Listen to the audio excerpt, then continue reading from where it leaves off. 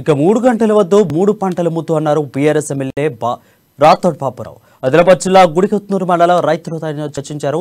3 గంటల కరెంటు కావాలా, 3 పంటల కావాలా అని నినాదంతో రైతులతో చర్చించారు. కేసీఆర్ నాయకత్వంలో రైతులను రాజు చేయాలన్న ఉద్దేశంతోనే ఎన్నో అభివృద్ధి సంక్షేమ పథకాలను ముందుకు వెళ్తున్నామని ఎమ్మెల్యే రాథోడ్ పాపురావు వెల్లడించారు. రైతుల జీవితాల్లో వెలుగు నింపిన ఘనత సీఎం కేసీఆర్కి దక్కుతుందని అన్నారు. టీపీసీసీ చీఫ్ రేవంత్ రెడ్డి 3 గంటల కరెంట్ అంటూ రైతులను అవమానిస్తున్నారని అన్నారు. మన పిల్లలు బతుకుతారా? ఈ సమాజం ఉంటుందా? ఈ ప్రాంతం ఉంటుందా? ఈ జనం ఉంటుందా?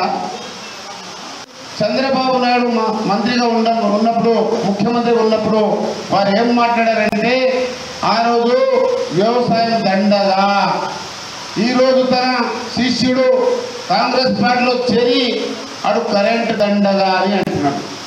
ఒక్కసారి ఆలోచించ. అతను వ్యవసాయం దండగా అంటాడు తన గురు, శిష్యుడేమో కరెంటు దండుగా అంటున్నాడు ఇవాళ.